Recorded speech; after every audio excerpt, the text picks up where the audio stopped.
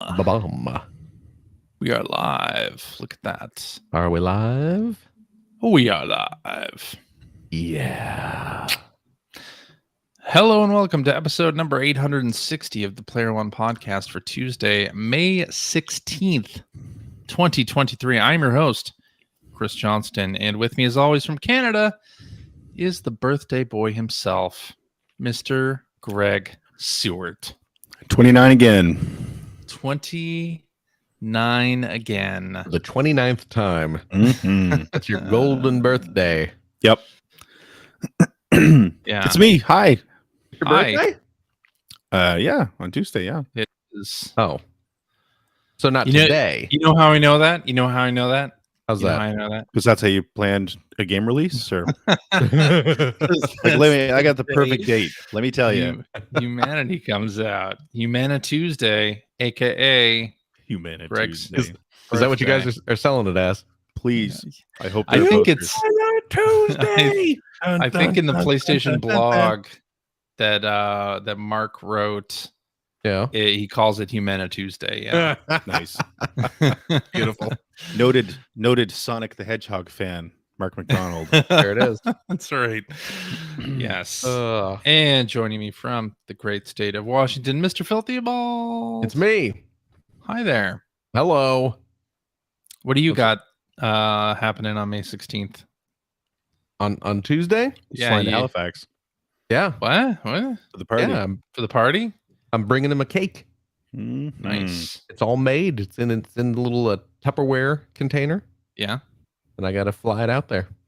Are we all past the ages where you have birthday parties? Do you guys have parties? Do you have get-togethers or My anything kids. like that? Yeah. On my 40th, we had, because it was my 40th. Like, Yeah. you know what I Yeah. mean? That was considered a milestone, I guess. Yeah. So, but That's a big I round mean, number. No, It is yeah. a big round number. for a big round guy. So, but no, not normally my kids will get me. Yeah, I mean, define Yeah. party. Are we talking like invite friends over? Yeah, like with more than just your very immediate No. family. No. No. No. Yeah. We're past that point, right? Yeah. I mean, I'm past that point. I just don't have Yeah. a whole lot of people who like me Well, I I figured believe- that or want to spend time with me. that would be a problem. So Slight problem. Yeah. I'm going to say yes just to just so I don't feel bad. Yeah. Yeah. It's kind of hot here in the Pacific Northwest, eh? It is. Especially with you guys there. You see, I got my big fan right here. It's like 90 degrees out there. It is. It's It's warm. We had a warm weather alert. yeah, go Did you out seriously? we did. Yeah. Yeah. Yeah. Wow. It's Mhm. gonna be hot, and it is. It is. I mean, it's not. I'm remembering like last summer when it was getting like 110. Uh-huh. So when I saw there's an excessive heat warning for this weekend in the Seattle area, and then I see it's going to be like 89. I'm like, well, that's not. And it's certainly warm. Yeah, but people here don't generally like air conditioning is a thing that not everybody has. That is true. So that can be a bit of a problem. I guess after last summer, where it did get Yeah. excessively hot, Yeah, they probably want to avoid people getting heat stroke I would assume. Yeah. Probably just for whatever good, reason. good practice there. Yeah. Yeah. A grim Well, warning hey. of things to come. It's yeah. Good excuse to stay indoors if you have air conditioning and play a Zelda game all weekend, basically. Yeah. I guess If you want to. that's what you're gonna do with your life. I mean, why not? Yeah. I Oh. assume Yeah. we're going to be talking a lot about Zelda Tears of the Kingdom You think? in this episode. What do you guys think? I mean, got that feeling. Probably. So, I mean, I've technically been playing a couple other games this week that I'm specifically holding off for next week to make you guys sit through me talking about Kamen Rider or Mazinger Z. I want to hear about Mazinger Z. I actually did play one other game. Mazinger Z. What I can talk about. You can't. Oh, really? You can't talk. That I can. Yeah, it's. You can talk. Euphoria for the NES. I was playing that on Thursday night. Oh, really? Really good. Yeah, it was really good. Oh, good. Euphoria. All right. Well, we can talk about that. It's a Sunsoft title, right? Mm-hmm. Yeah. I've not played that one, but I've heard it's quite good. You've heard correctly. All right. I see. Well, I guess we should just get the news out of the way. Okay. Really, there's only one thing I want to mention. What's that? Here? And that's that Private Division has signed a new action-adventure IP from a famed Japanese game development studio. Who are these people? You all may be familiar with. Who's this? As the company that has developed games called Pocket Monsters previously, but also Drill Dozer. Oh, Drill Dozer I've played. Drill Dozer? Have you played that? That's a great one? game. And Pulse Man. Oh, yeah, Pulse Man. Yep. I've heard of recent Nintendo Tomba. Switch Online. Tembo the Badass Elephant. Never right. Not Tomba. It's Game Freak. Game Freak is making an action adventure game for Private Division, untitled. This is the Mendel Palace people. That is correct. The very same. Right, Yeah. right. Apparently, it will be released during fiscal year 2026, which ends in March 2026. So, well, unless it gets delayed for any reason, and who knows, video games. It's very rare that any of those get delayed. 2026. So, man, games take a long time to make now. I know, but hey, Game Freak making a game with Private Division. So, and they have like a piece of concept art that they have released alongside this, and it sort of looks maybe Kenna Bridge of Spirits-y, maybe a little, or Ghosts of Tsushima, maybe a little bit, or something kind of like that. So, but it will be coming out for hardware other than maybe including the Switch, but since it's a Private Division release, I expect it to come out on PlayStation and Xbox, perhaps. So, coming out when Phil is 50.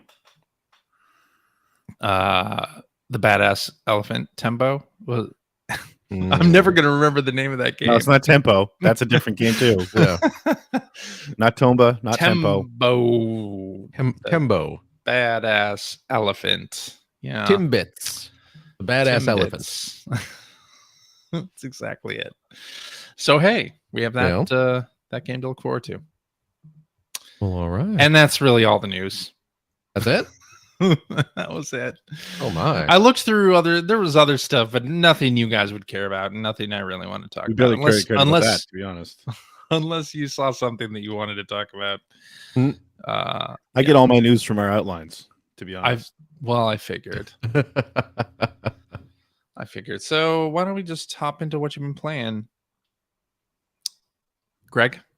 You want to kick us off? Nothing.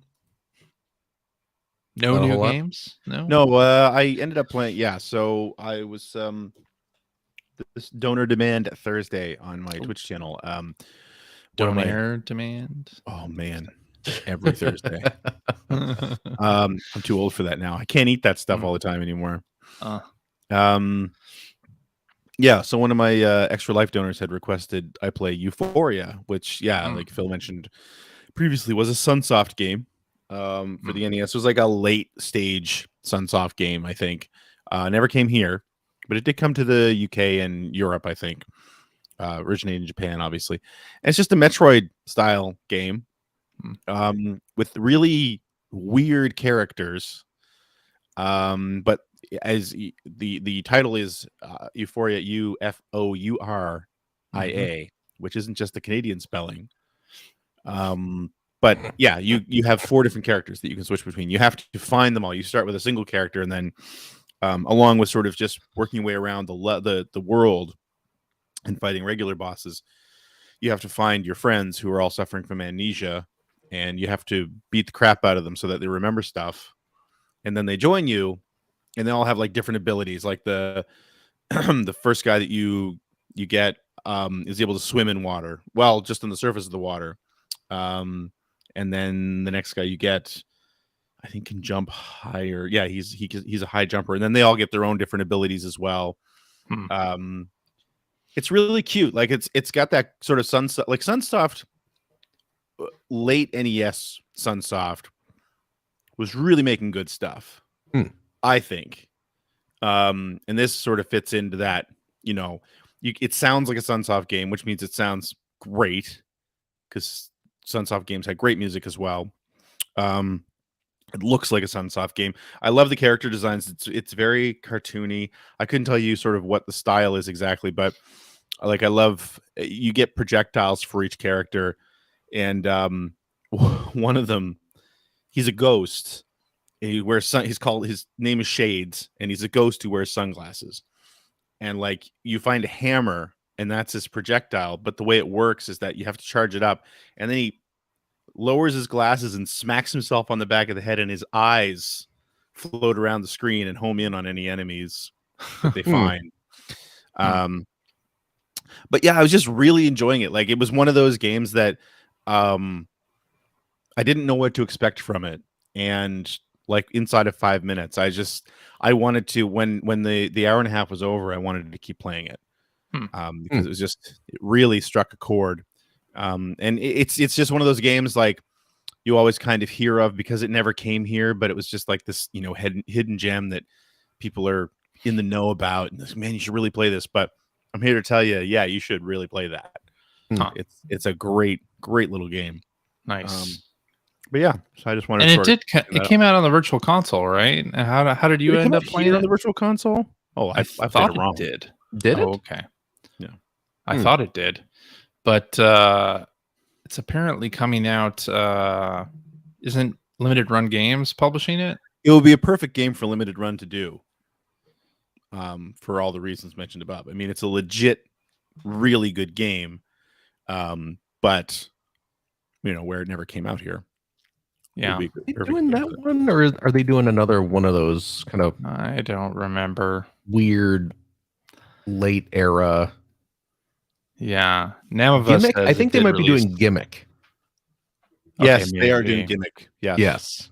I think that's what you're thinking of. Okay, maybe that is. Yeah, this is kind of along the same lines, where it's like, hey, here's a game that was really great and you should play, and of course it never came here because we kind of, everybody sort of moved on. Right. Yeah, at that time. Yeah. Okay. But it did come out on Virtual Console. I think I have it.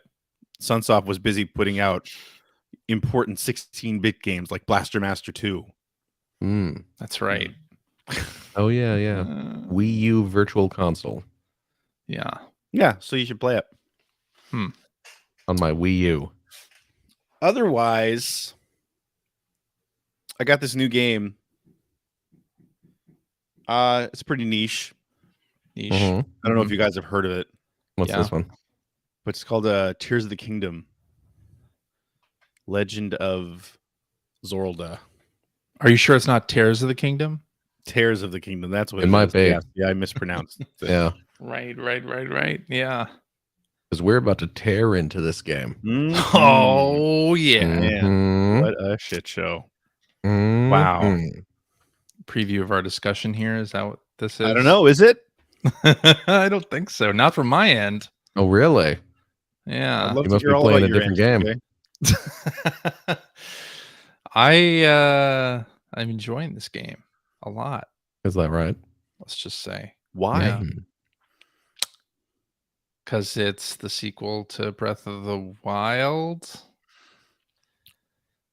And I like that game a lot. The evolution of Breath of the Wild. It's an evolution of Breath of the Wild, yeah. So I think I've talked about this on the show where I've really struggled to like replay Breath of the Wild. Yeah. Like every time I go back to it, and I loved it the first time through. And I wish I had kept that save and just not tried to replay it. Just had everything open. Oh, right. It had to erase your previous save when you tried to replay it? Yes, it erased my previous save. So it keeps gaming. Whatever, it keeps the past 10 or so save points. Okay. But if you start a new game and it starts saving, it eventually like wipes your previous them out. save. All of them. So yeah, I didn't have my completed Breath of the Wild save anymore, which kind of sucks. So then I like tried to start it up again earlier this year, just when the Tears of the Kingdom stuff started ramping up, and I got a little further than normal. But I actually took down one divine beast, but then kind of stopped. I mean, that's pretty far in. It is, I suppose.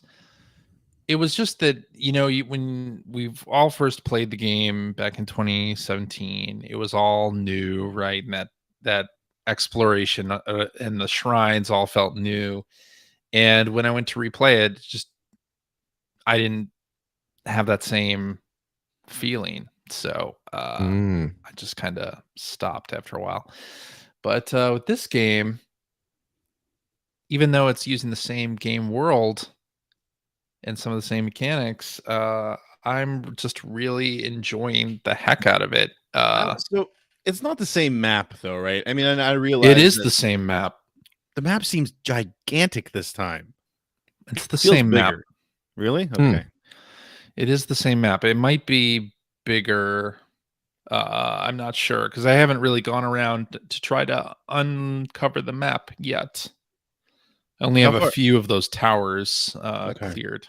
So, speaking of those towers, I like when you get to Lookout. What's the name of the main town? Lookout Landing. Lookout Landing, and that's where the first tower is. Like once you get down onto the Hyrule proper, is the first tower, and like so you kind of have to do a bunch of stuff around Lookout Landing. Go up into the ruins of or near the ruins of the castle and all that stuff.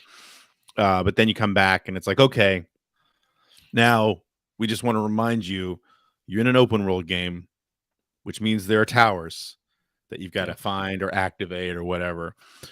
And I was just like, I kind of rolled my eyes at it because like, oh God, I hate this, like this trope so much. Yeah. But I have to say, the way the animation around using the towers the first time I saw it, I was just like, oh my God, this is fantastic. So now I actually really look forward when I get to a tower. I really look forward to seeing that again. Yeah. You know what it reminds me of? Stratosphere. It's great. It reminds me of Wind Waker when they're gonna shoot you out of a cannon. Yeah. I mean, little even bit down to beforehand. Even down to the part that all the robotic arms come out to like set him up for the launch. Like, and they're doing things that you don't need you wouldn't need an extra person to do, like literally plugging something into the bottom of the switch or whatever they call it in the game. The Purapad. Purapad. So it just the whole thing is it's played as a gag, and it totally worked on me. Yeah, it works for me as well.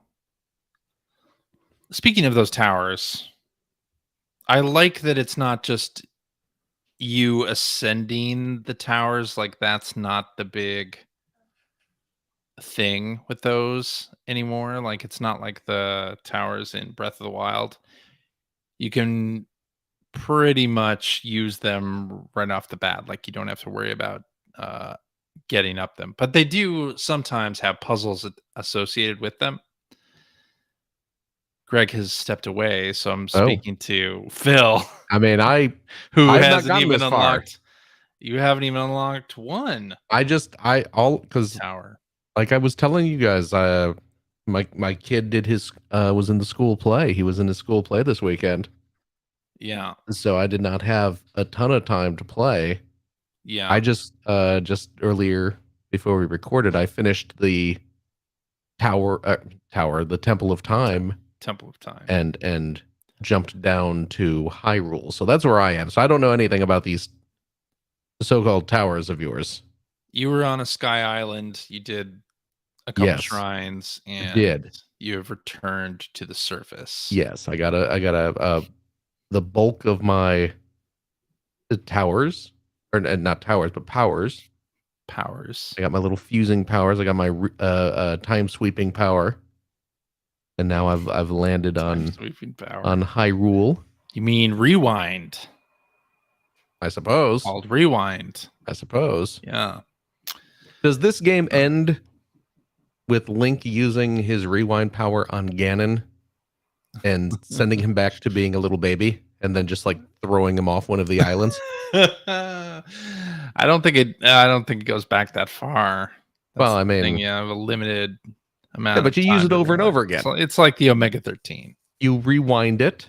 You rewind his growth for as long as the power sustains itself. Then you hit him with it again, and you just do it over and over until he's a baby.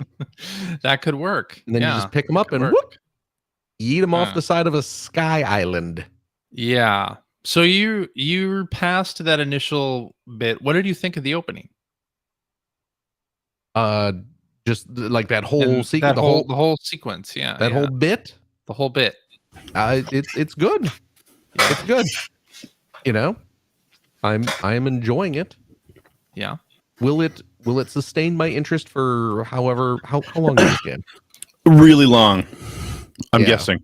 Or 93 minutes if you're a speedrunner, but 90 minutes if you're a speedrunner. Which I am not. Also, even if you're a speedrunner, how do you finish it in 90 minutes on the first day that the thing is out? Like, how does that happen? Yeah. I don't know. Yeah. But I don't know.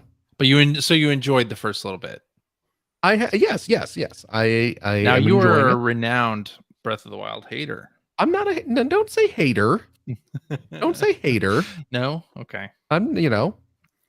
I recognize that they are good games. It's just not for me. Not for you? It just wasn't for me.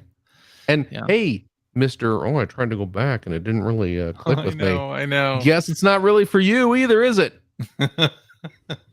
It was only because I was suffering from been there, done that. Yeah. Yeah. But completely different. one of my big problems. One of the reasons a lot of problems with this game, and now you're going to hear about them. Yeah. One of my big problems with Breath of the Wild, as we discussed, was that I didn't like the action being constantly kind of paused or halted while I switch weapons because they were constantly breaking. Yeah. What do you think? What do you think of Fuse and the system here? Well, I think the fusing is fun. I like fusing the different weapons. They still break. They still break a lot. They do still break. Yeah. I still have to go through a lot of weapons. But also now stop the action and build a contraption for however long that takes doesn't really alleviate my problem of frequent pauses in the action. You know what I mean? Yeah. Now, Ultra Hand. That said, messing around with the Ultra Hand was fun.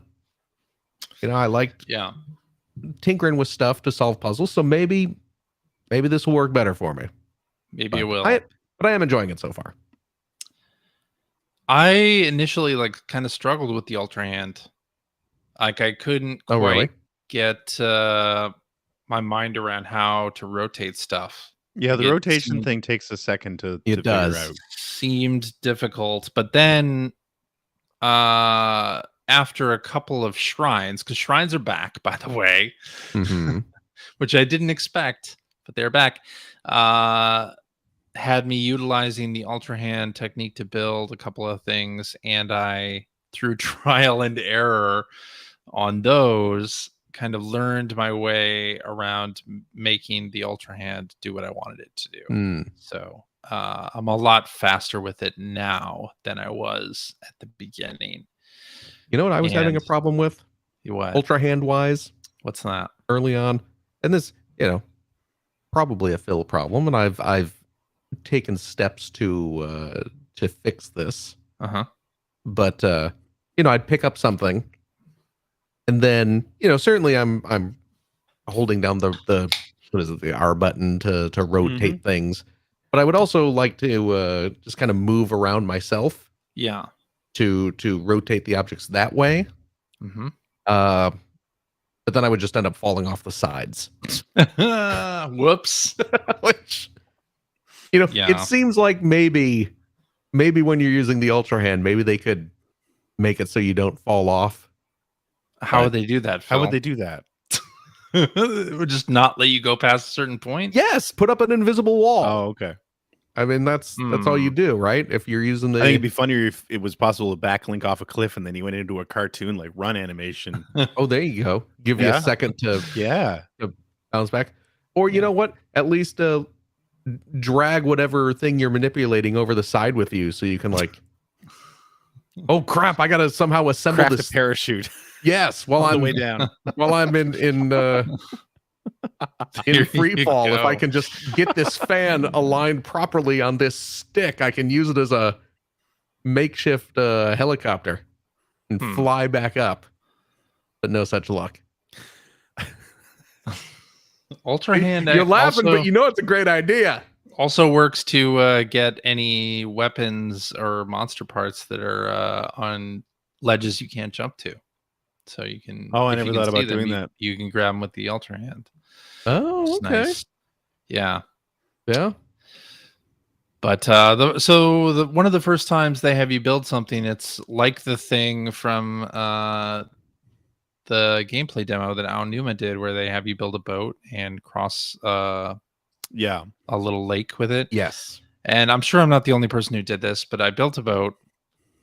Put it in the water, go to the side, and watched it sail off to the other. I did the same thing with the gliders the first time you got to them. Without me on it. I did wrong, but I ended up not on the gliders. I'm not on the boat. Yep.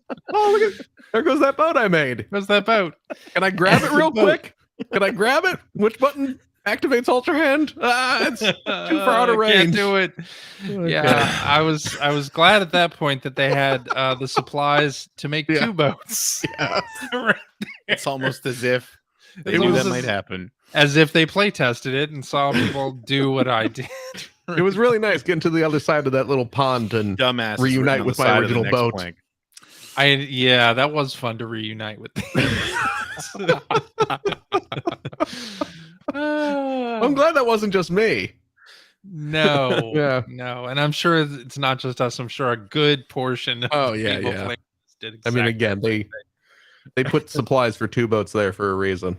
They did, yeah, they did. One thing that I did get stuck on in that opening island was, that area where you have to like put a minecart on a track and then put fans. Yes.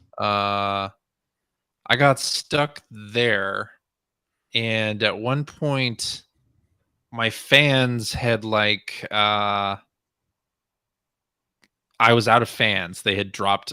Basically, like my attempts were such that the supplies you just kept throwing fans over the side to make a craft. Yeah, no, basically they had gone, and I had to figure out how to do this with only one fan.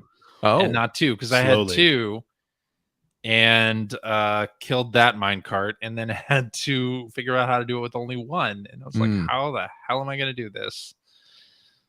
But I did. I made a makeshift hook. Yeah.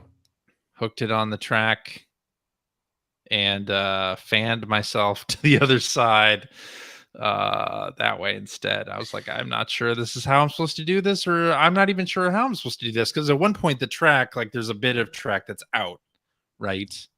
I don't remember that at all. That's when you're trying to you're trying to go up, right? You're trying to go up, yeah. And there's the broken There's a broken that's what you're supposed to do. You're supposed to make a hook. Yeah, you're supposed to, because the track is broken. So aren't there a bunch of hooks sitting there? I never had to make a hook. I just I probably did. You add a hook to the cart, yes. Yeah, but I had thought, if I put that out from all the hooks flying around. You were trying to like grind on one track. Yes, grind on one. Here's what I did. I put a fan at the back, and then I put a fan on the side. I did that once, and then it tumbled over the side of the track. So I was like, well, this isn't going to work. I was like, oh shit, what am I going to do now? And then I was trying to is there a way to manipulate the hook to repair the track? Like, can I put, can I line the hooks up and have that act as a makeshift track? But then I was like, oh, Idiot. Just hang from the one track. Hang from the one. Yeah. I'm overthinking it. Yeah. Ultimately, that's what I did. Yeah. Which is apparently is what you're supposed to do. So. And you were telling me, CJ, before we recorded, and I know Greg was talking about this on our Slack. You guys were having some trouble with the snowy region. Yes. I don't think CJ had any trouble with it. He told me I did before I had read something on the internet that see, gave me the hint. He tried to make himself seem smarter than he was, Greg. My issue with the issue that I ran into with the snowy area, and it kind of sounds similar almost to what you almost ended up running into, CJ. And I've read this happening to other people, is running out of resources, like during the trial and error process, because the game clearly wants you to try all kinds of different things. I mean, that's what it is. Yeah. It's a big sandbox.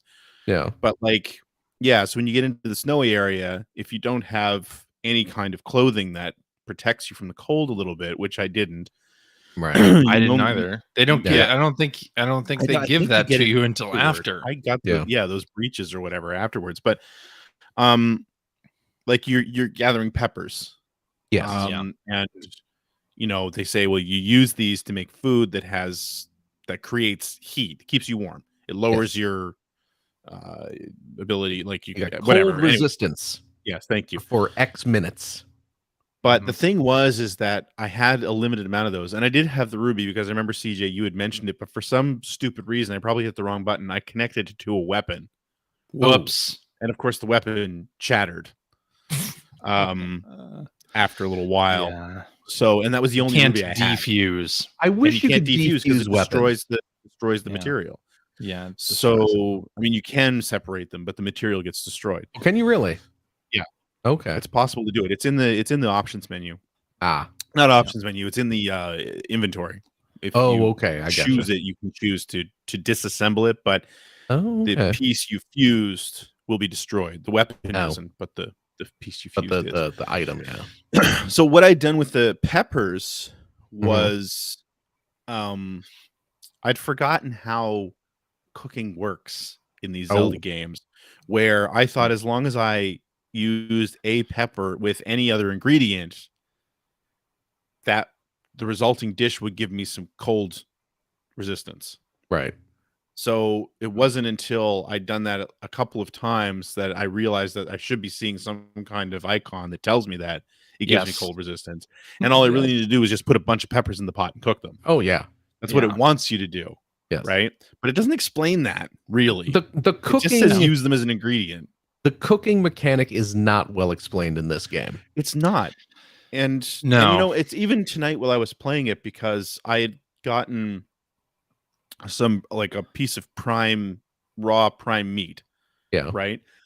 I had one, and then I just mixed it with a bunch of vegetables and cooked it. But all I got was mixed vegetables. Like, it didn't, because I guess the ratio was wrong for the put in too many vegetables. Yeah, basically. But it's like it doesn't really explain that. So anyway, what had happened is, like, I did figure out what I had to do, and I made some dishes for cold resistance, but then I got out there and I wasn't really sure what to do. And so I kind of got lost. And I ran out of resources, basically. Which is definitely a problem. And then there was that's what happened to me too. Yeah, like, and then later on, actually today, I ended up going into a shrine at the end of the canyon, and I couldn't get back out. Like, I went to the shrine, I did everything I had to do, and I came back out of the shrine. But you're in this canyon with massively high walls. Yeah, and it's like, well, where do I go now? Like, I guess I'm walking down this canyon. No, you warp somewhere else. I didn't want to have to warp. The whole point that's why they got fast travel. Yeah, the whole point is exploration. I guess that's true. I ended up walking down that canyon for like 30 minutes. Oh. Before I finally warped out. Sounds like a pleasant journey. Yeah. So it happens. Yeah. let's talk about the cooking for a second, because I do really like. First of all, I'm cooking a lot more in this game than I did in Breath of the Wild. In part because of the recipe cards. The recipe card system, I think, is a great user experience upgrade in this game, where when you're in your inventory, the inventory screen. Real quick, CJ, is this something that gets introduced a little later on, or is this something I have access? As you discover recipes. Like, so if you cook something and you've discovered the recipe for a dish, right, that recipe gets saved. Okay, because I have cooked and discovered many dishes at this point, but it's never said like, oh, there are recipe cards you can now access. I think when you're picking an item in your inventory, if you hold for a recipe or hold to cook or something like that, there's some specific menu option that the menu option is like use in recipe. Yeah, that's what it is. Oh, okay. And then it'll bring up cards. It'll bring up cards that have that ingredient in them. So. And it'll also tell you if you have or don't have the other things that are in that. Right. It'll like have a broken line around items that you don't have. Yeah, like a dotted line if you don't have it. No. And then you can sort of quickly put all of those things into your hand and then go back to the cooking pot and throw them in. That is such an awesome quality of life upgrade from Breath of the Wild, where you had to remember what the hell you put in each thing, and then like remember where in the inventory they were, and like get them all out and then dump them in the pot. So I really like that. And yeah, it's huge. So I think I've cooked like, I don't even know, like a couple dozen different dishes at this point. And at this point too, anytime I get near a cooking pot, I throw like even a single ingredient into the pot just so that I can get a recipe card for whatever it is, or I pair an apple with a mushroom or something so I can like just get the recipe card in my inventory so that I have it in case I need to like quickly make something in the future. But that is only one of the upgrades that is present in Tears of the Kingdom. I think the weapon system and the fusing things with arrows is really nice as well. Like the weapon system, I don't know how many times you guys ran into this in Breath of the Wild, but I did a lot, where you would open a chest, it would have a weapon, it would say your inventory's full. And then you had to back out, close the chest, go into your inventory, pick a weapon you wanted to drop it, then open the chest again. Right? That is so many steps. And in this game, you open the chest, it says it's full, and then it immediately brings up a menu for you to replace a weapon in your inventory, a weapon or a shield in your inventory. And that right there, I mean, why the heck didn't they patch that into Breath of the Wild? Because that is just such a huge, huge quality gain there. I just really, really love that. I do love the ability to attach items to an arrow, and it definitely makes using arrows, using your bow in battle, a lot of fun. Right. Like I came across some are they bokoblins, I think they're called, sitting around a fire, which you find them that way a lot.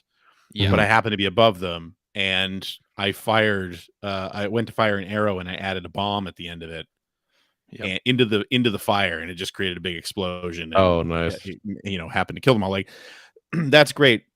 But my thing is, and it's kind of, and I'm not saying this because I'm not enjoying the game. I actually am really enjoying the game right now.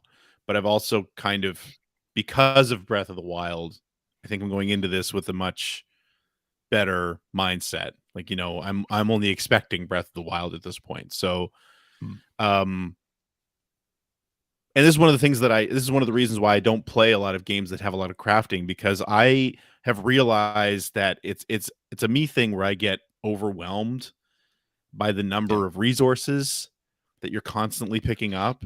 like to the point that I'm not paying attention to them anymore. I'm literally walking around jamming on A anytime something's sparkling on the ground. I don't know what I have. Same. And I know that's how you're supposed to play it, but then I just get to the point that I open that screen and it's just this mountain of stuff, and I don't know what to do with it, and I don't want to deal with it. And the thing is that every single one of those resources can be attached to an arrow. So when you bring up that menu, it's massive. Yeah. And and you're not necessarily sure where everything that you want is. It'd be great if you could like favorite some items or something. You can sort things. You can sort them. Yes. And one of those is by your most used. So okay. There you go. Do it by most used, and you've used an awful lot of bombs or the fire thing. The fire seeds are great too. But okay, well that's great. But still, it's just like, and that's kind of like I kind of did a quick count while I was playing tonight, and realized that I have about 500 resources right now. Oh, jeez. And it's not that I'm not using them. I mean, I use them, especially in battle. I use them all the time. And the other thing I figured out that I actually do really enjoy is that, like, the fusing weapon thing. I like it. It's very clear that that's what you're supposed to do every time. Like, it's stupid to keep a weapon. And I mean, they even say that at the beginning of the game where all the weapons have deteriorated. Right. So it's just like, obviously that's Nintendo's way of saying attach something to this. Right. Yeah. And I'm finding that the weapons breaking isn't as big of a problem now as it was in the previous game, as long as you fuse something to the weapon. It's still happening, but it's not nearly as frequent. I don't think. Remember also that you can fuse not only two weapons together, but you can fuse monster parts to weapons too. Oh, I know. So if you have a melee weapon, you can fuse a monster part. Some of them like up the attack by quite a lot of that weapon. They'll change them to axes and stuff like that too, I find. Or what are they? Hinox? The big guys? Yeah. You get toenails when you destroy them. Yep. They make good axes. Oh. They also fit perfectly on a shield. Although my current shield is fused to another shield. So shield. I liked the so I told you the part how I got past that cold area at the beginning was by fusing a ruby to a shield. And the ruby, even though it doesn't tell you this anywhere in the documentation, it actually like provides warmth. So if you have it on like if you read the descriptor text for the ruby, it does mention something like how it like emanates heat or something. Yeah, something like that. But it's not, I don't know that it would be very obvious to me that it would do this, but it kept me warm in the cold. Yes. But another side effect of that is if you're using it to block and an enemy hits you with a weapon, they suddenly are burning. Nice. It like creates a fire and they're on fire after they hit you. So it's kind of nice in that way too. Yeah.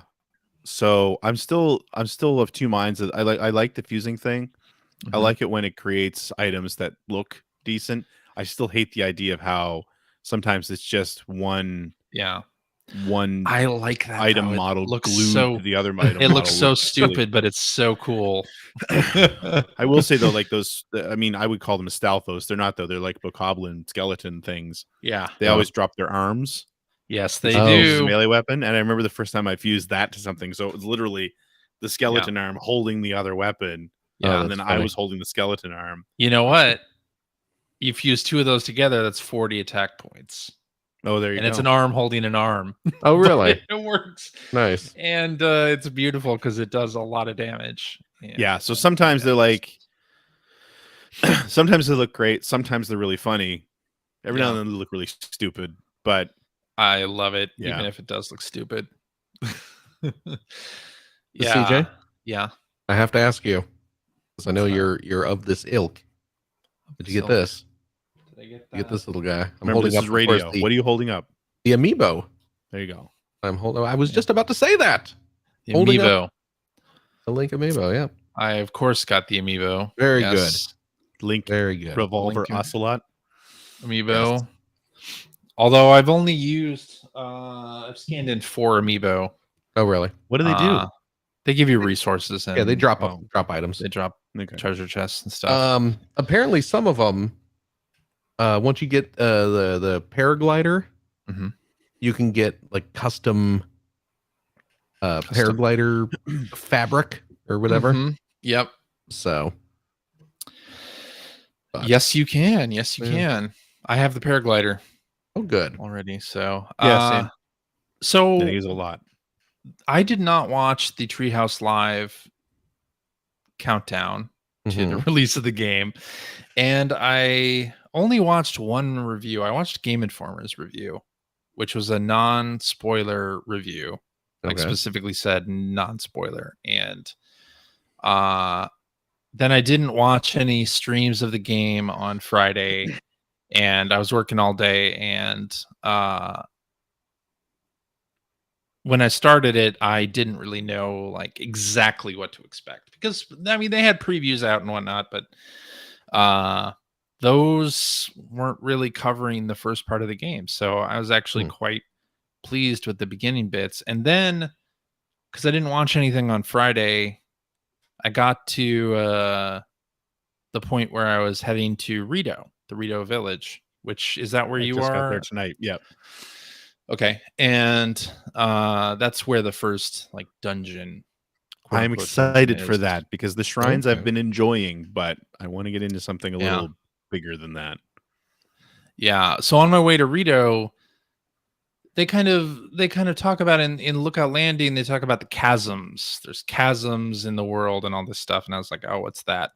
And while I was searching for the Rito village, which there's like a blizzard happening on top of the Rito village, so you can't really get there too easily initially.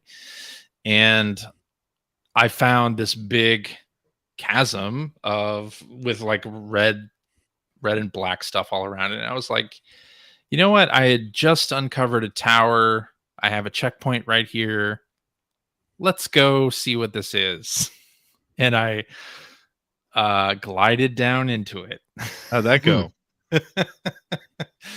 And landed. And have you been down there yet? Have you? No? Okay. Well, I wasn't really expecting, because I hadn't watched any of the streams, and I only watched one review, and was not expecting to find what I found down there. So, is it Link to the Past? No. Oh. Ooh. Well, yes it is. Yes, it is. Well, now I don't know what to think. In a way, you could call it that. Yes, from a certain point of view. But then I warped out and was like, I'm probably not ready for this area yet, so I'll just get out and go back later. But on the topic of dungeons, it is a dungeon, but actually I found the journey to that first dungeon to be like almost as rewarding as the dungeon itself. Like it was almost as fun to get there as it was to actually do the thing. So yeah, I enjoyed that quite a bit. And I mean, I love a good snow area in a game. And now that I've got clothing that keeps me warmer, the cold's not bothering me too much. But yeah, I'm enjoying the game. Me too. I will say, and I know that this is mainly because, especially with the building now, that they really want to turn this into a bit of a playground. And some of the stuff that you see online that people are building, first of all, some of it's really disturbing. Some of it's hilarious. I mean, we're talking about the same things. Great. But no, like I was watching one with different vehicles. Somebody built like a whole like bomber, like a flying that had guns on the bottom, and it was just flying over enemies and bombing them from above and everything. Some of it's really impressive. And and then other people are crucifying woodland creatures. Koroks. So, there's that. There is that. I like the additions to some of the stuff that were in Breath of the Wild. Like these stables have pony points now. Yeah, as their little reward club.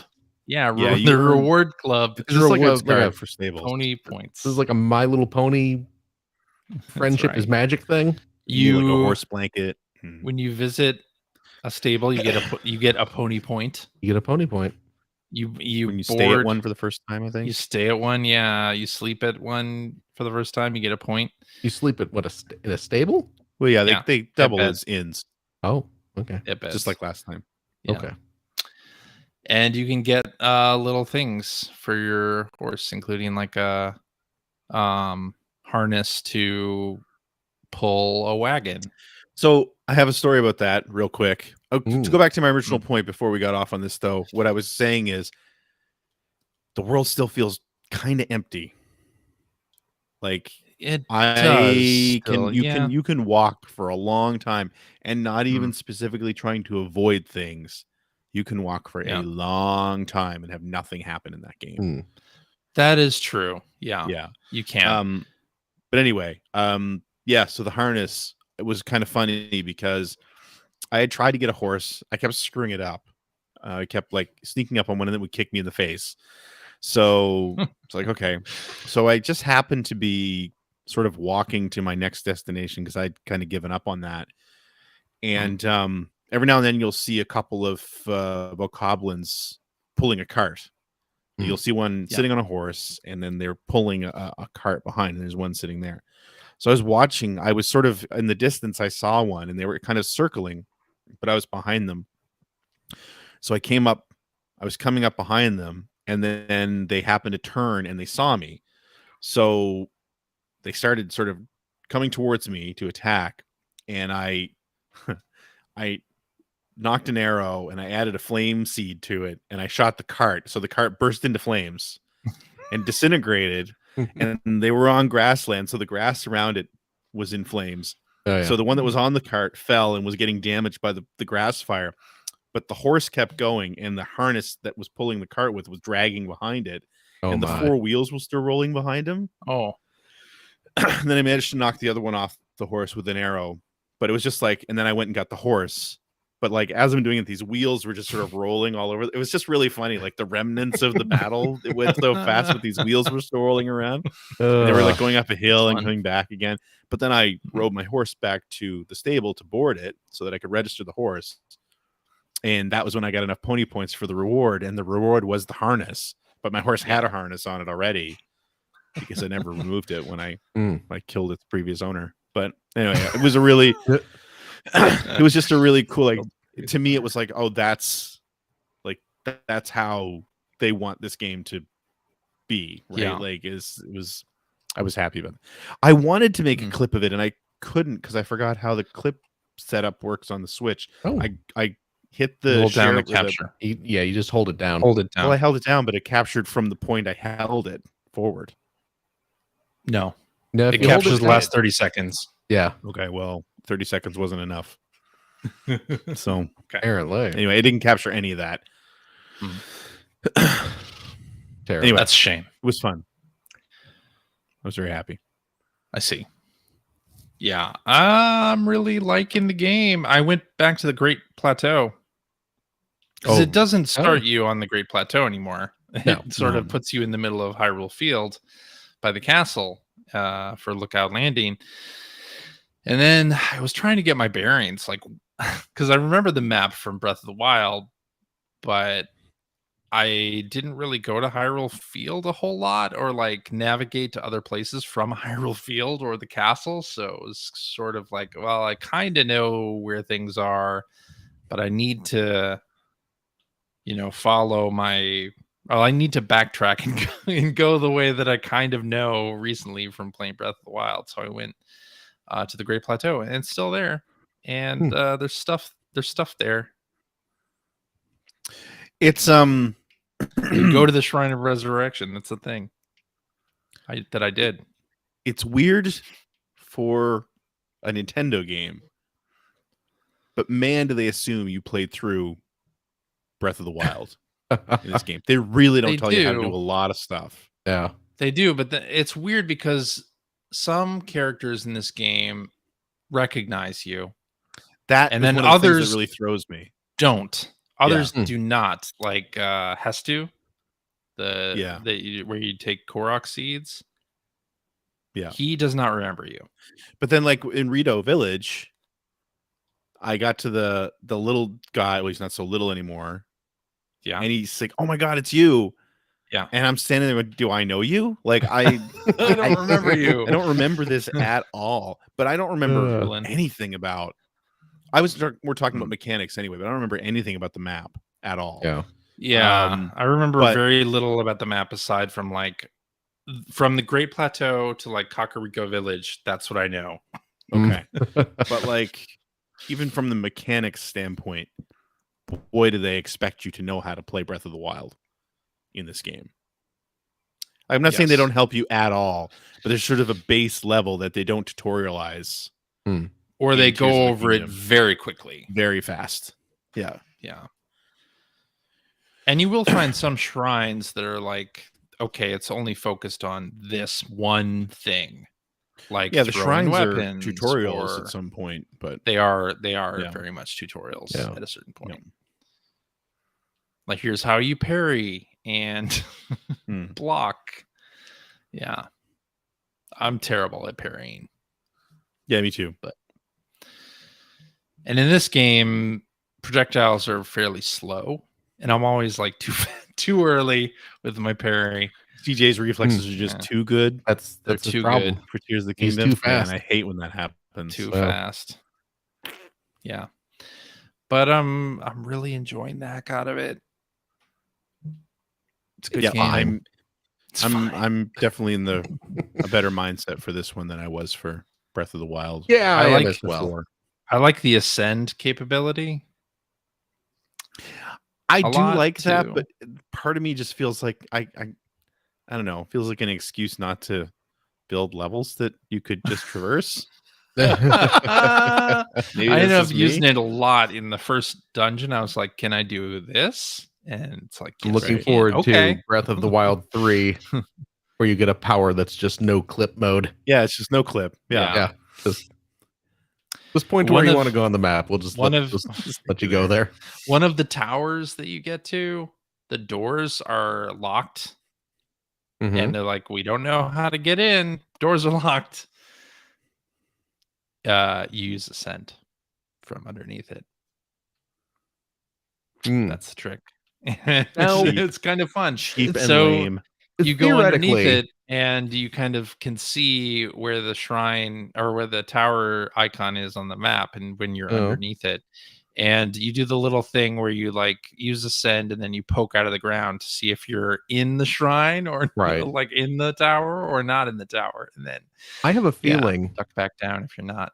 I have a feeling that the ascend power is just Nintendo experimenting with a mechanic that will be used in the upcoming Mole Mania reboot.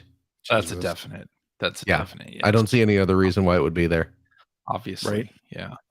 Now, theoretically, could Link lie down on the ground in a prone position? Then shoot through a wall? Yes. Phil, if he looks up from his perspective, just being silly. From his perspective, that wall or that door is now the ceiling. That's a good point. So can he do that? Can he warp through doors that way? Oh, that's for the DLC, Phil. Okay.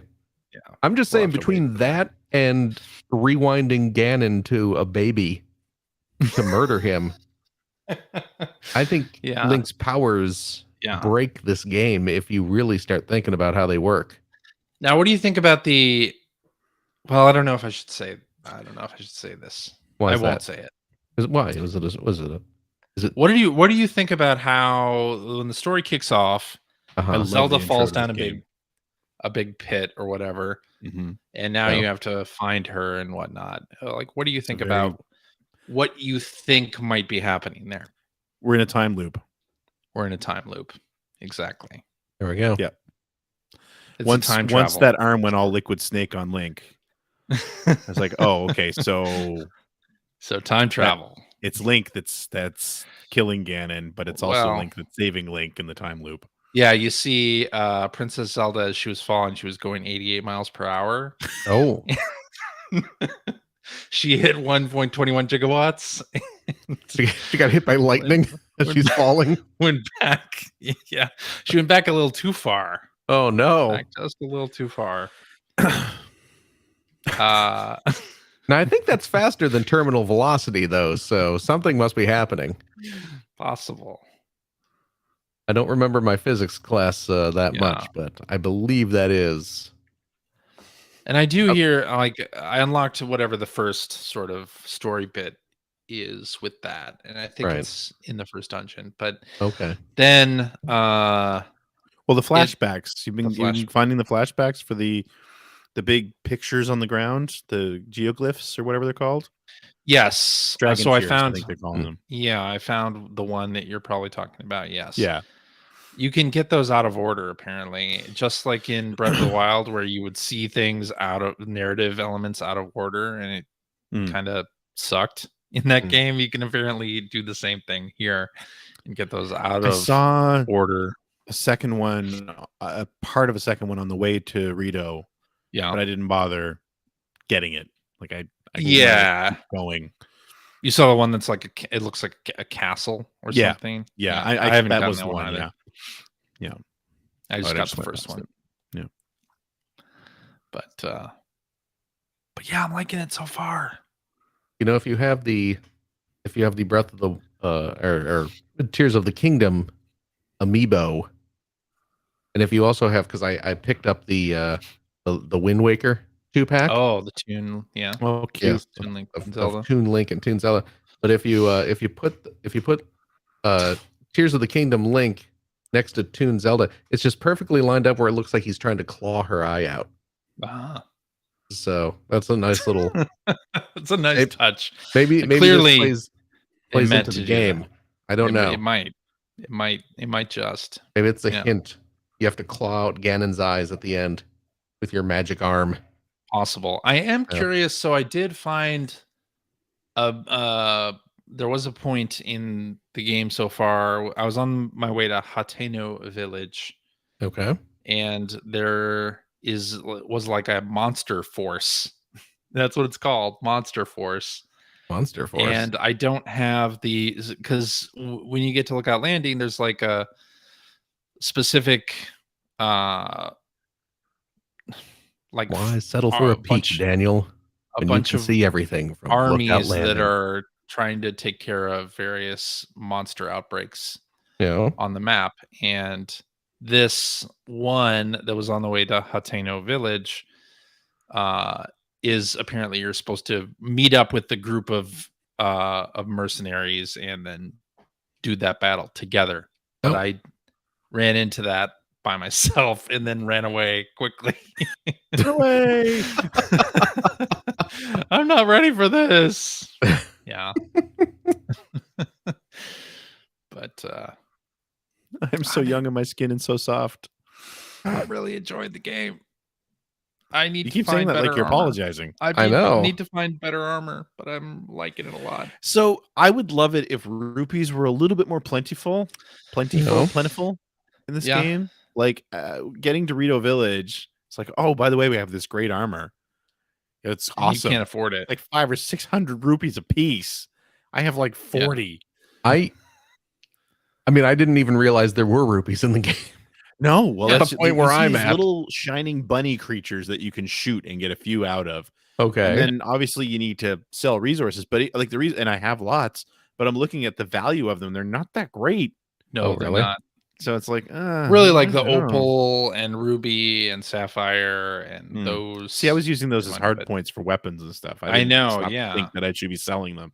Yeah. So. Now, you know what would be nice in this game? You have this ultra hand. You should be able to just go into a village, chop down some trees, top shelf, make some stuff. Yeah, no, you know what? Just no, I'm not even. No, you build a little house. Use your ultra hand to build a little stand.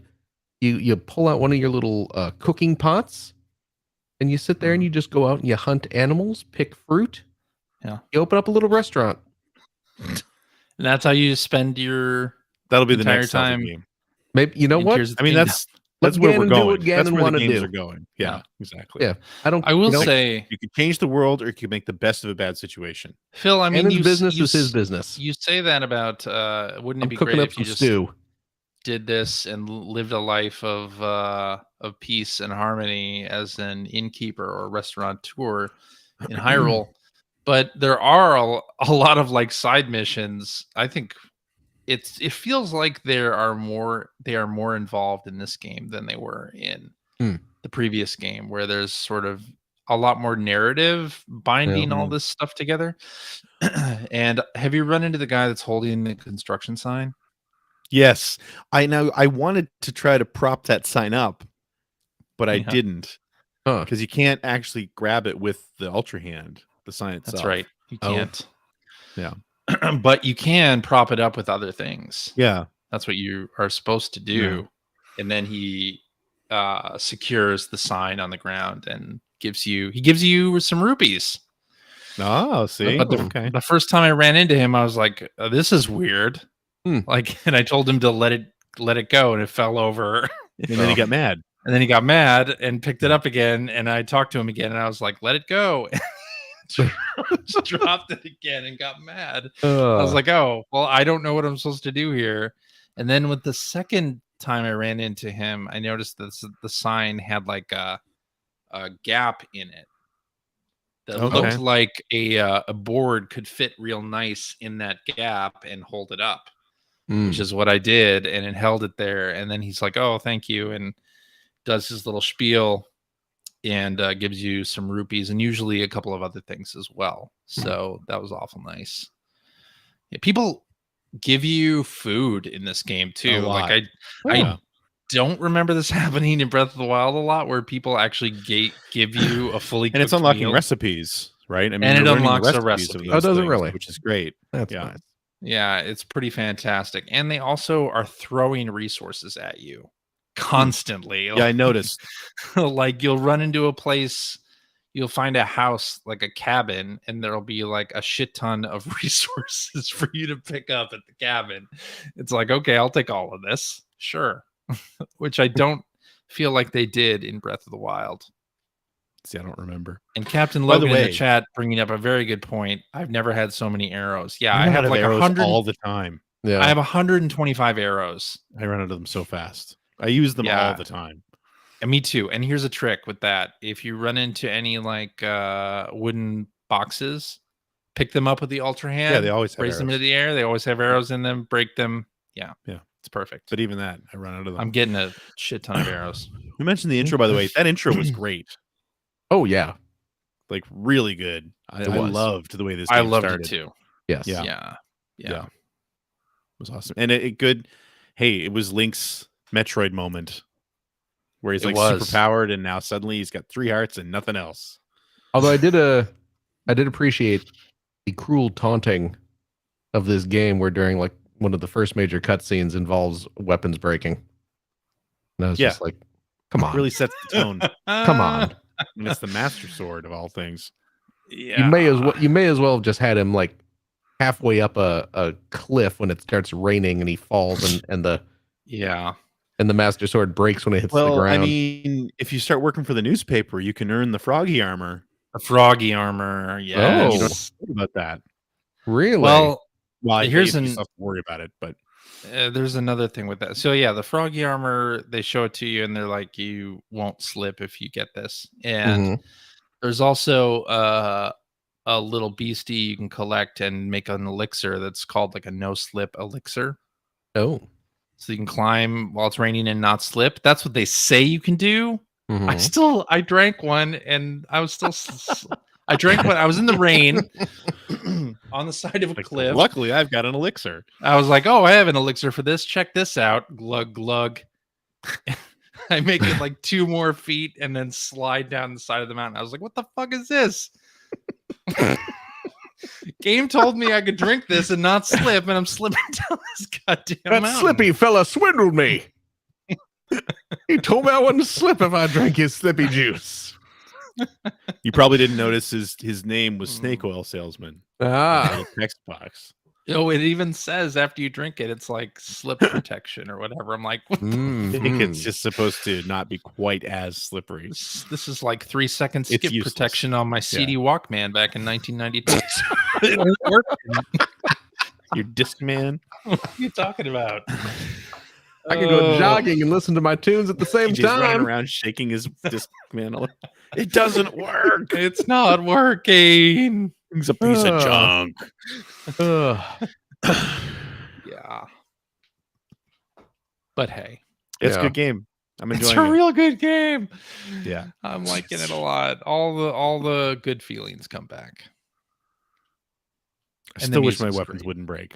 I gotta say, I know. but it's not There's that, bothering but me as it- much. This time, even more than last time, I talked about how they threw resources and food at you. They're throwing weapons at you too. Sometimes literally. Yeah. We're teaching you how to throw them. We're teaching And you. other things. Yeah. But like there are sections now where you use like a club to get through destructible areas where it kind of looks like in previous Zelda games you'd be able to bomb their area. yeah, you yeah. can now use a hammer, right? Yes. Yeah. And in a lot of those sections now, if your hammer breaks, which your weapons obviously are going to break at some point, there's usually like a rock somewhere, or you can fuse another Although, hammer. I did get Right, into in that canyon I was stuck in for 30 minutes today. Mhm. I did find a cave. There was a big rock like I don't know what it's called, but it was like Now, wait a and second. by the You way, found I a hate cave? those things. In this canyon, I did. could you ascend up to the top of the canyon? You probably could have. Shit. You probably could have. See, I thought you were just in a giant featureless canyon. You didn't tell us there were caves in it. There was a cave there. Well, But of you course, didn't use ascend in the of course, they cave. give you an ability. My story Uh huh. was that this like it didn't show a core, it would just keep Uh. spitting rocks out, and its Oh. core was rock as Hmm. well, Oh, which Oh. I couldn't use an arrow on, because like the way that I Right. fight them is I just wait for the core to appear and I shoot it with an arrow, yeah. and then it falls down and you can just start attacking You it. go smack it. Yeah. But then when you get to the bottom of this little cave and there's just a giant pile of boulders on the floor, and then there's one up on the wall, and I didn't have any bombs. Oh. Uh-huh. So I was like, well, I can't do anything here. But now that I'm saying that, I'll bet you I needed to get him to shoot a rock down that corridor. Hmm. And maybe I could have lifted that up and dropped it on the Oh. pile of breakable rocks. Maybe. Or I could have just Possible. ascended through the ceiling. I mean, that seems like the way to go. That seems like the answer to all your problems. Just every problem in life. Just God damn it. ching. I did find there was a Goron at the end of that canyon Yeah. who wanted me to play a mini game, and I was so crabby. I was like, screw that. I'm not playing your stupid mini game. But there was a bunch of items there that you could build things. There was a glider and a rocket. I was like, this is gonna be fun. I'm gonna put the rocket at the glider.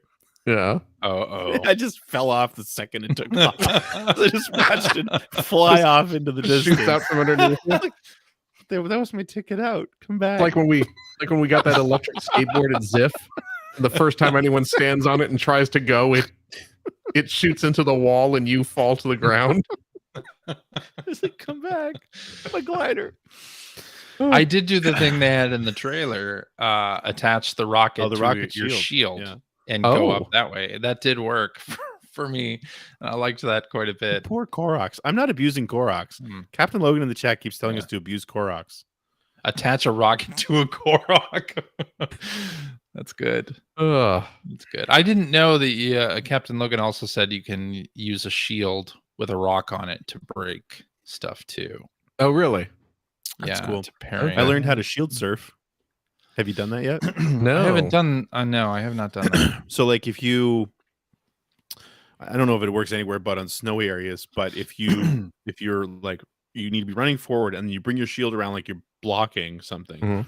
and then you jump, and then before you land, I think you have to press A, and he'll put his Okay. shield under his feet, Oh, and you okay. can start shield surfing. Yeah, which Yeah. was in Breath of the Wild, but there was I really don't no remember. reason to do it. Yeah. In Breath of the Wild.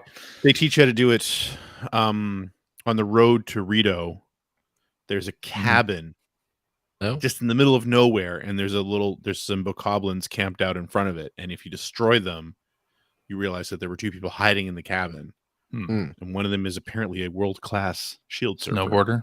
And she teaches you how to do it. Oh, that's cool. Yeah. Huh. Very nice. I have run into shrines with devices that I don't know how to use yet, and I'm very confused by them. I ran into did you find the Tetris shrine? It's more like a block Trish shrine. Oh, yes, I you're have. Given a bunch of pieces that you have to put into a block. Yes. Oh, really? I did that one. Yeah. I really liked that one. That one was fun. It was cool.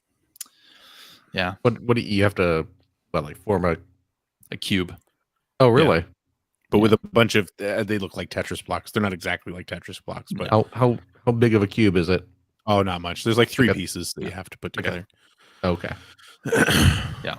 Bigger than a chance cube, smaller than a big Rubik's cube. No, I understand. Yeah. There you go. I figured putting it in terms I can understand. Yeah. I am familiar with. Yeah.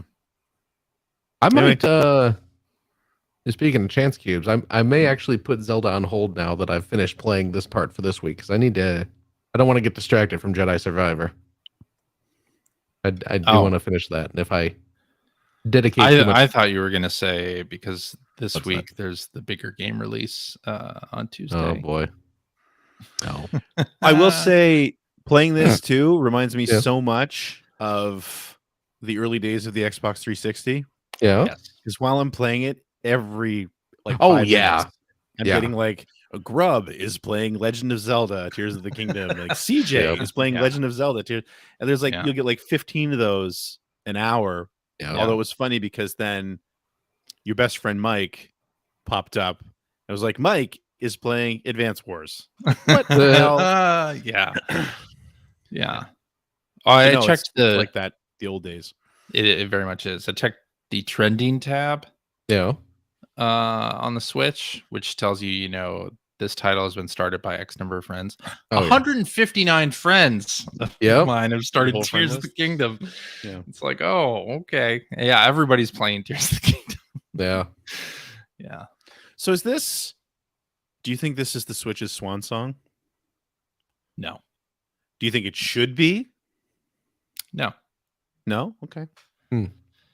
I just see people posting that question, and I'm just curious what you guys think. I want a more high-powered Switch. Well, that's what I'm saying. Is this that? So, I think you and I are saying the same thing. I mean, if they call it a Switch, but it's more high, then I would say it's at least an iteration on the console. Yeah. But like, I'm just saying, like, for as good as this is. Yeah, the hardware is struggling. You can tell. Yes, it is. Yeah, there are some real, and I'm not like a frame rate whore or anything like that, but no, like it's very noticeable. Yes, it is. It's not hurting the game that much, in my opinion, but it is noticeable. So, and then you're seeing, and I mean, I know you see the stuff like that all the time, but I mean, it is 6 years. Yeah. So that's. I'm curious if. Some people are saying, do you think this will be the last thing? I don't personally think it'll be the system's swan song either. No. But then the other question you see a lot is like, should it be? Should we hear about something new coming at this point? Well, let me put it another way. Does this and some big name previous games that have come out in the last few months and struggled with performance mean that there should be a new piece of Switch hardware soon? That's what I'm wondering. Just to alleviate some of those things, I say yes. Yeah. Like, I would love to see a Switch that alleviates some of these issues with Tears of the Kingdom. And not that it looks bad. It doesn't look bad. Like, it looks fine. No, it looks fine. But when it gets down to like 20 frames a second, you're like, oof. Although I have to say too, while I was playing it, part of me was like, can you imagine how this would look on better hardware? Yeah. Especially with the trees and stuff. The trees don't look great. Like when you look up in the foliage of the trees, they don't look great, right? The other sort of quick note about it that I thought was interesting is my oldest is really into Pokemon. The last 2 Pokemon games on the Switch, she loves them. Yeah. And she plays them constantly. And she was sitting there watching me play this, and of course it bears more than a passing resemblance to the current Pokemon games. Sure. Right? I will say, when I first started the game and you're kind of walking through tall grass, yeah, I was like, I really instinctively kept wanting to crouch down and sneak up, and throw a Pokeball. Yeah, absolutely at the enemies. And that's what she was seeing, because I had gotten down to Hyrule, so I was in the field, and she said, this really looks like Pokemon. And so I was playing a little bit, and she was enjoying what she was seeing. And I said, I think you'd probably like, especially where you like the 2 most recent Pokemon games. It's like, I don't think it'd be a huge leap for you to get into the Breath of the Wild or Tears of the Kingdom, right? The Zelda games. And I said, honestly, I think you probably like the older ones as well, but these definitely bear a closer resemblance to. And she said something really interesting, because she was watching me a little bit further, and her big takeaway was, I don't like that you can't play as a girl. She said, if I could play as Zelda, I'd be more interested. And I was like, you know what? That's absolutely valid. My daughter is exactly the same way. Yeah. She, even during the trailer 3 or whatever, she's like, do you think we'll be able to play as Zelda in this game? And even watching the intro to it, do you think we'll play as Zelda? Do you think we'll play as Zelda? And I don't think and this isn't me crusading that, oh my God, you should have been able to play as Zelda. That's not the point I'm making. Yeah. But it was another moment where I always, when I was a kid, I didn't think about this, obviously, because, all the video game heroes were dudes anyway, and I played video games, and, I never thought about representation because I was represented. So it never was a thing that crossed my mind. As I got older, I knew it was important. Representation was important, but I didn't experience it firsthand. Because again, I as a white heterosexual male, I was represented. But when I had daughters, that was when I really saw it in action. Because when they were really little, it was all about well, I really wish I could play as a girl. If I'm playing these video games, I really wish I could play as a girl. Now, obviously, we're in an era where that happens a lot more often.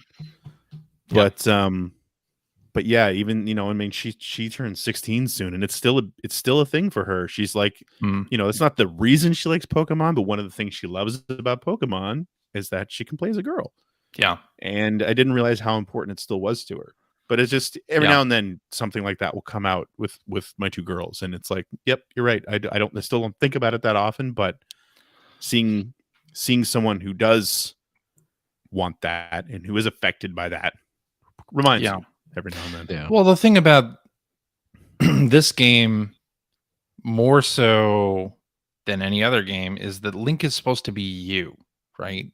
In games where the main character is supposed to be you, when you can't, determine whether you're playing as a boy, a girl, or whatever you want, right? Whatever represents you, it stands out. Yeah. Right. And especially with more and more women and transgendered folks playing video games, you want to have that representation. I feel like when growing up, it was nice. It is nice when a character, when you can name it your name. In previous Zelda games, I would always name the character Chris. Right. Yeah. And that's a perfect example too. Even again, you weren't someone that wasn't represented in games. Right, exactly. No. But when you had the chance to name a character your name. Yeah. I do that. I do that. And I understand wanting that character to be to look like you, to have your name or whatever. I understand that completely. And I would love to see a Zelda game where you can play as Zelda, or pick who you want to play as. Why not? Yeah. Yeah. And again, this isn't to get up on a big soapbox or anything, but it was just something that she happened to say while we were playing the game. And I was like, yeah. And that's a totally legit thing. If that's something that you want, this game does not offer you that. So It doesn't. No. Yeah. Although PC mods do True. offer that. We were watching in the run up to Tears of the Kingdom. I was watching a fairly big streamer play Breath of the Wild on PC with a mod to play as a girl. And my daughter was like, how do you do that? Like very starry-eyed, like, I can't believe this. This is my dream. And it's like, yeah, PC mods, you can do it, but Nintendo doesn't allow you to do that in the game for whatever reason, right? Yeah. Yep. Anyway, Yeah. Sorry, just sort of crossed my mind as we were winding down the conversation. Yeah. All right. Do we want to talk about other games, or are we done with the show at this I didn't point? have anything else. Yeah, I mean, Yeah, I know some people. I saw a couple people actually like mentioned earlier, like, oh, I kind of want to hear Phil talk about the Kamen Rider game. But to be honest, I've been so kind of wrapped up in Zelda and family stuff this weekend that I've barely even scratched the surface of either that or Mazinger Z. So yeah. I'm very interested in that. It'll be more interesting. Yeah. When I talk about that next week anyway, because I will have more time to play. Yeah. I will say for that Kamen Rider game, because it's not getting as far as I know, it's not getting a Western release. So what I did was I ordered the physical copy. I ordered the Asia import because that one has English. The Japanese version is just in Japanese, but the Asia version has English option in there. But then I also had to set up a Hong Kong eShop account for myself so that I could purchase the DLC because they have because this game is based on the upcoming. Well, it's not upcoming in Japan, but they are doing a showing of it. Oh gosh, is it? I think it's at the end of this month of like a Fathom events of Shin Kamen Rider. Oh yeah, and but you can get DLC to play as like Shin Godzilla or Shin Ultraman or Evangelion. Nice mech. So I had to set up a Hong Kong account just to purchase that DLC. So that's what my week's entailed, is going through all that stuff, getting Hong Kong eShop credit so I can buy DLC for my stupid video game. So there you go. I'll talk about that more next week. Okay. All right then. What do you say we end it here? No tweets? No tweets. Let's no just tweets. Let's just if we do tweets, we're going to be way over. Okay. And I want to get back. Oh, Tears of the Kingdom. Oh, there it is. Some of us have time after the show. That's right. That's what this is all about. I am enjoying. So I've been using the Binbach Joy-Con to play instead of the regular Joy-Con. I've really liked that. Oh. So yeah, I've just been using the Pro Controller. And the Pro Controller, I've been using that too. Oh, I don't know if you can see this. Yeah, it's kind of blurred out and it's hiding behind the Player One Podcast logo. But you see those two little feet right there. You know what that is? That's a oh, there it is. You can just see it now. That's Lego BD1. Nice. From Jedi Survivor. I bought the little Lego BD1, so I'm putting him together. He doesn't have his head right now. Let's see. He's just his little body and legs. So because I'm enjoying you're enjoying the game? I'm enjoying Jedi Survivor. Yes. Okay. And BD1 is adorable. True. So. Alrighty, and that is our show for this week. Thank you very much for listening. If you have a question for us or would like to comment on something you heard, you can direct that to @P1Podcast on the Twitters, or you can go to our internet website at player1podcast.com. There you'll find blog entries about Sega CD stuff from Mr. Greg Seward. You'll find Generation 16 episodes there as well.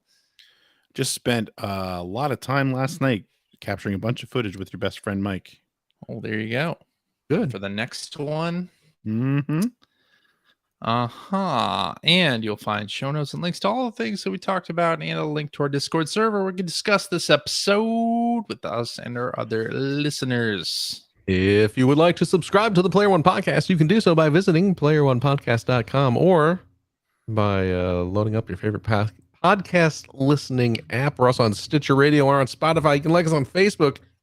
You can watch video archives of our show on the youtubes.com/P1 Podcast or watch us live most weeks on well, not the Twitters anymore, but on the Facebooks, the Twitch.televisions, the YouTubes, most over the dang place. Not all over anymore, but mostly over.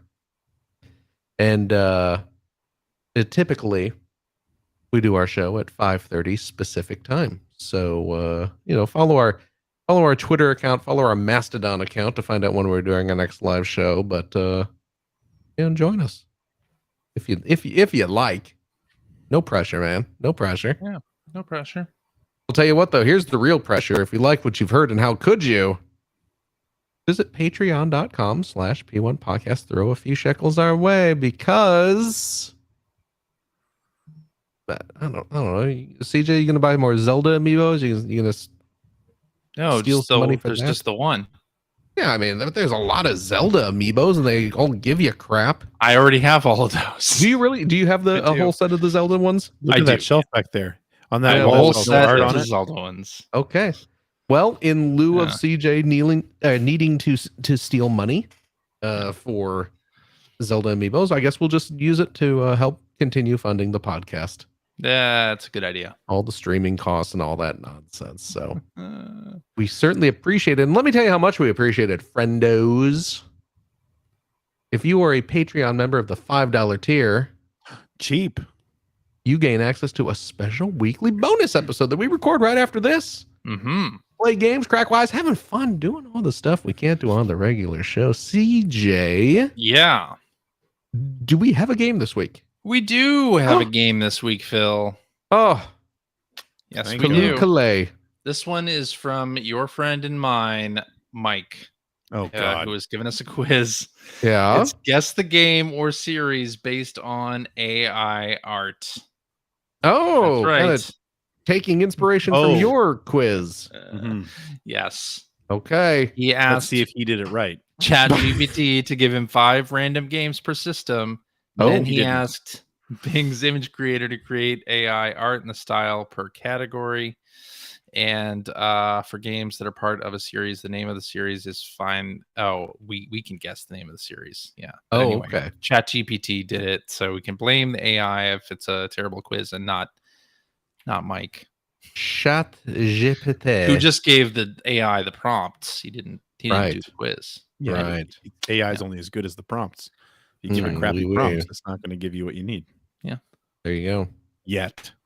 Well, please look forward to that. I know I certainly am. I think this will be a fun one. Yeah. It should. Well, you know what? The last one was really fun. Even if we did terribly at it, I quite enjoyed it. Wait, you mean the last AI art one or the last one that we did, which was based on our knowledge of Mexico? And no. Well. Oh, no. We learned that one was fun too. Oh, that was also fun. I mean, we did terribly at it, but we learned that our knowledge of Mexico is 0. Yeah. But actually, I believe it was into the negatives. So it was, yeah. No, but the last AI centric. That one was fun. Yeah, that was fun. So I'm looking forward to this. Me too. I'll tell you what, though, if you have a couple bucks left over, head over to patreon.com/Greg Seward to help support Greg's outstanding, and it is outstanding, web series about North America's favorite runner-up, the Sega Genesis. Thank you, Phil. And if you are a patron supporter of the $5 variety, also cheap. Thank you, Satan. You get access to the Weekly Commute, which is a vlog series that I do outlining the different videos I'm working on and the progress on them. Again, you'll be hearing more about all the footage and the sessions that we did for Gain Ground. Oh, the next game I'll be covering on Generation 16. Gain Ground. is a game that seems to be like kind of important for Sega. It's one of those. Sega's got this weird collection of, I'm going to go ahead and say, B tier games. Yeah. That it just puts on every compilation. I never understood the appeal of Game Ground. Well, you know what? What's you that? should tune into the next episode of Generation 16. I would also what? like to tune into that episode of Generation 16. But I actually will. And wow. I will too. What are you talking about? Remember that? Yeah. Yeah. Speaking of I will, have you watched that episode yet, CJ? I have. Okay. Yeah. There we go. Story of London. There we go. But yes, I'm very excited to see that because like you were saying, that's one of those games that gets bandied about a lot by Sega, and I just I don't get it. So I'm looking forward to see. This is one of the things that I love. One of the reasons why I love doing this show, because it's kind of forced me to check out some of these games that, again, it's on everything. Oh yeah. Like Flicky. The Flicky is a great example. Like Flicky, I turned my nose up at for years, and it's a great game. Yeah. And Game Ground, when I had Mike and my buddy Jim here last night, and we were playing 3-player, the arcade version. Yeah. Man, it was a good time. Okay. Let me tell you. Okay. Yeah. So I'm excited about it. Anyway, please support the show. Absolutely. There you go. Is that it? That's it. CJ? Yeah. We got to do the after show, so you can't go back to Zelda yet. Damn. But we'll get you there. Okay. Don't worry, we'll get you back there. Gregory. Yo. Thank you. I guess I didn't really thank CJ. I just told him he can't play his game yet. Thank you, CJ. Thank you, Phil. Thank you. Thank you. We're still not getting you back any quicker, but we'll do what we can. Okay. And Gregory. Thank you. Thank you, Philip. Hey, no problem. And of course, a big old thank you to you, our wonderful, wonderful listeners. Every single one of you. Remember, as always, take care of yourself, your loved one, your family, your friends. Do what you got to do to be safe. Be kind, be caring. Be a nice person, for crying out loud. Yeah, and no, it doesn't cost nothing. It's free. That's a bargain. You can't do it. You can't find that. You can't find a deal that good. Not in this economy. We'll see you next week. Bye-bye. Bye-bye. Bye-bye.